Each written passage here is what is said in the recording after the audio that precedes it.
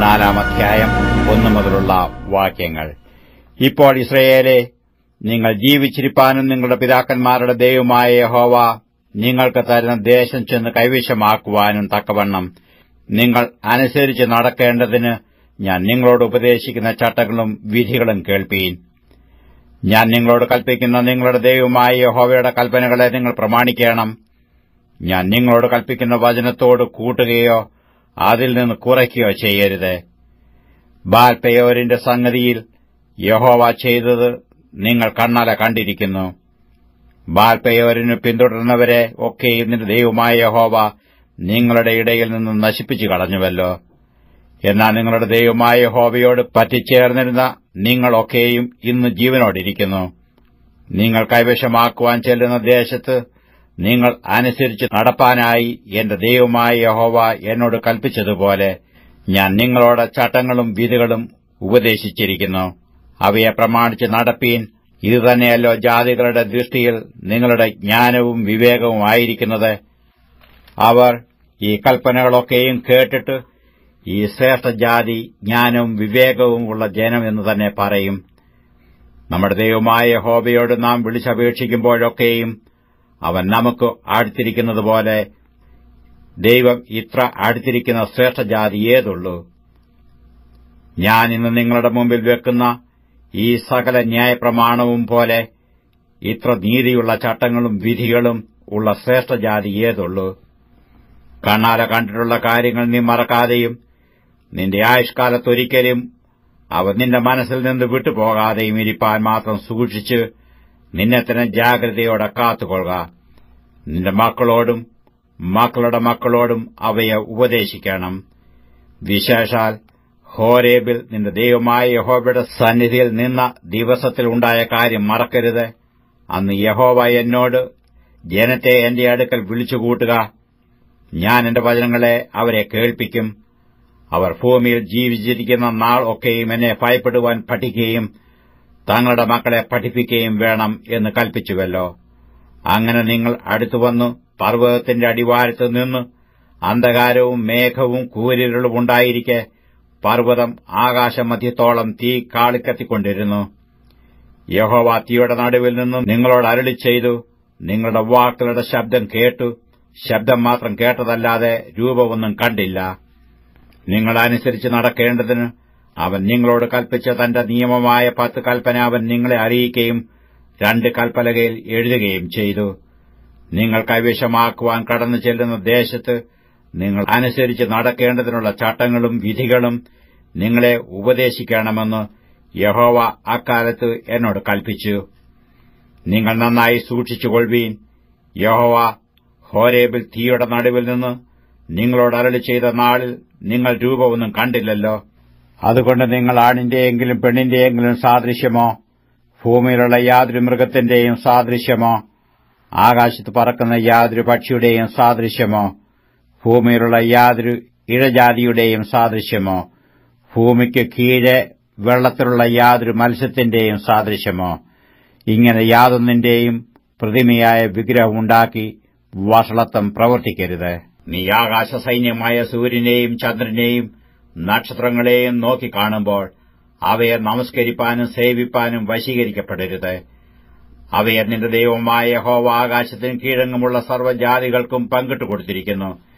നിങ്ങളെയോ ഇന്നുള്ളതുപോലെ തനിക്ക് അവകാശജനമായിരിക്കേണ്ടതിന് യഹോവ തിരഞ്ഞെടുത്തു നിങ്ങളെ മിസ്രയീം എന്ന ഇരുമ്പുലയിൽ നിന്ന് പുറപ്പെടുവിച്ചു കൊണ്ടുവന്നിരിക്കുന്നു. എന്നാൽ യഹോവ നിങ്ങളുടെ നിമിത്തം എന്നോട് കോപിച്ചു, ഞാൻ യോർദാൻ കടക്കയില്ലെന്നും നിന്റെ ദൈവമായ യഹോവ നിനക്ക് അവകാശമായി തരുന്ന നല്ല ദേശത്തിൽ ഞാൻ ചെല്ലുകയില്ലെന്നും സത്യം ചെയ്തു. ആകയാൽ ഞാൻ യോർദാൻ കടക്കാതെ ഈ ദേശത്ത് വെച്ച് മരിക്കും. നിങ്ങളോ കടന്നു ചെന്ന് ആ നല്ല ദേശം കൈവശമാക്കും. നിങ്ങളുടെ ദൈവമായ യഹോവ നിങ്ങളോട് ചെയ്തിട്ടുള്ള അവന്റെ നിയമം നിങ്ങൾ മറന്നു നിന്റെ ദൈവമായ യഹോവ വിരോധിച്ചതുപോലെ യാതൊന്നിന്റെയും സദൃശമായ വിഗ്രഹം ഉണ്ടാകാതിരിപ്പാൻ സൂക്ഷിച്ചുകൊള്ളുവീൻ. നിന്റെ ദൈവമായ യഹോവ ദഹിപ്പിക്കുന്ന അഗ്നിയല്ലോ, തീക്ഷ്ണതയുള്ള ദൈവം തന്നെ. നീ മക്കളെയും മക്കളുടെ മക്കളെയും ജനിപ്പിച്ച് ദേശത്ത് ഏറെക്കാലം പാർത്തു വഷളായി തീർന്നിട്ട് വലതിന്റെയും സാദൃശ്യമായ വിഗ്രഹമുണ്ടാക്കി നിന്റെ ദൈവമായ യഹോവയ്ക്ക് അനിഷ്ടമായുള്ളത് ചെയ്തു അവനെ കോപിപ്പിച്ചാൽ, നിങ്ങൾ കൈവശമാക്കേണ്ടതിന് യോർദാൻ കടന്നു ചെല്ലുന്ന ദേശത്തുനിന്ന് നിങ്ങൾ വേഗത്തിൽ നശിച്ചുപോകുമെന്ന് ഞാൻ ഇന്ന് ആകാശത്തെയും ഭൂമിയെയും നിങ്ങൾക്ക് വിരോധമായി സാക്ഷി നിർത്തി പറയുന്നു. നിങ്ങൾ അവിടെ ദീർഘായുസ്സോടിരിക്കാതെ നിർമൂലമായി പോകും. യഹോവ നിങ്ങളെ ജാതികളുടെ ഇടയിൽ ചിതറിക്കും. യഹോവ നിങ്ങളെ കൊണ്ടുപോയാക്കുന്ന ജാതികളുടെ ഇടയിൽ നിങ്ങൾ ചുരുക്കം പേരായി ശേഷിക്കും. കാൺമാനും കേൾപ്പാനും ഭക്ഷിപ്പാനും മണക്കുവാനും പ്രാപ്തിയില്ലാത്തവയായി മരവും കല്ലും കൊണ്ട് മനുഷ്യരുടെ കൈപ്പണിയായ ദേവന്മാരെ നിങ്ങൾ അവിടെ സേവിക്കും. എങ്കിലും അവിടെ വെച്ച് നിന്റെ ദൈവമായ യഹോവയെ നീ തരികയും പൂർണ്ണ ഹൃദയത്തോടും പൂർണ്ണ മനസ്സോടും കൂടെ അന്വേഷിക്കുകയും ചെയ്താൽ അവനെ കണ്ടെത്തും. നീ ക്ലേശത്തിലാകുകയും ഇവയൊക്കെയും നിന്റെ മേൽ വരികയും ചെയ്യുമ്പോൾ നീ ഭാവികാലത്ത് നിന്റെ ദൈവമായ യഹോവയുടെ അടുക്കിലേക്ക് തിരിഞ്ഞ് അവന്റെ വാക്കനുസരിക്കും. നിന്റെ ദൈവമായ യഹോവ കരുണയുള്ള ദൈവമല്ലോ. അവൻ നിന്നെ ഉപേക്ഷിക്കുകയില്ല, നശിപ്പിക്കുകയില്ല.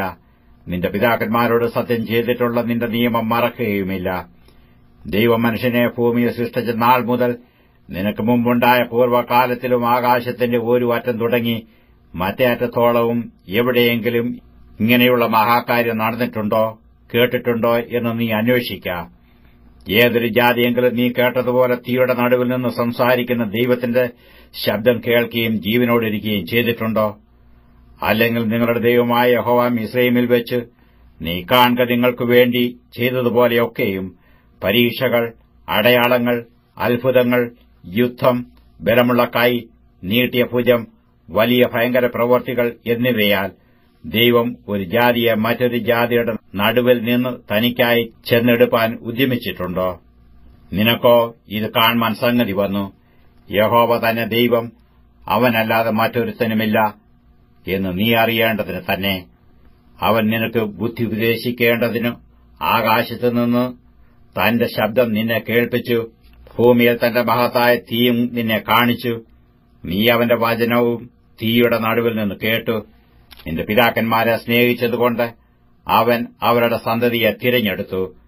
നിന്നേക്കാൾ വലിപ്പവും ബലവുമുള്ള ജാതികളെ നിന്റെ മുമ്പിൽ നിന്ന് നീക്കിക്കളവാനും ഇന്നുള്ളതുപോലെ അവരുടെ ദേശത്തെ നിനക്ക് അവകാശമായി തരേണ്ടതിന് നിന്നെ കൊണ്ടുപോയാക്കുവാനും തന്റെ സാന്നിധ്യവും മഹാശക്തിയും കൊണ്ട് മിസ്രയീമിൽ നിന്ന് നിന്നെ പുറപ്പെടുവിച്ചു.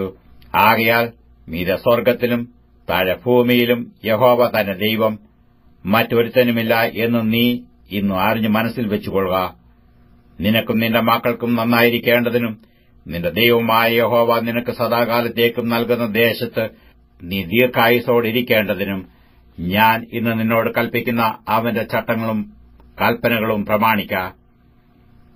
അക്കാലത്ത് മോശെ യോർദാനക്കരെ കിഴക്ക് 3 പട്ടണം വേർതിരിച്ചു. പൂർവ്വദ്വേഷം കൂടാതെ അബദ്ധവശാൽ കൂട്ടുകാരനെ കൊന്നവൻ ആ പട്ടണങ്ങളിൽ ഒന്നിൽ ഓടിക്കയറി അവിടെ ചെന്ന് ജീവിച്ചിരിക്കേണ്ടതിന് തന്നെ.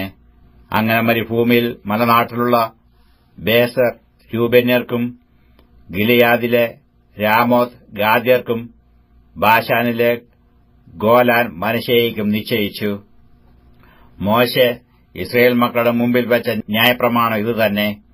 ഇസ്രയേൽ മക്കൾ മിസ്രയീമിൽ നിന്ന് പുറപ്പെട്ട ശേഷം മോശെ യോർദാനക്കരെ ഹെശ്ബോനിൽ പാർത്തിരുന്ന അമോരി രാജാവായ സീഹോന്റെ ദേശത്ത് ബേത്പേയോരിനെതിരെയുള്ള താഴ്വരയിൽ വെച്ച് അവരോട് പറഞ്ഞ സാക്ഷ്യങ്ങളും ചട്ടങ്ങളും വിധികളും ഇവ തന്നെ. മോശെയും ഇസ്രയേൽ മക്കളും മിസ്രയീമിൽ നിന്ന് പുറപ്പെട്ട ശേഷം ആ രാജാവിനെ തോൽപ്പിച്ചു.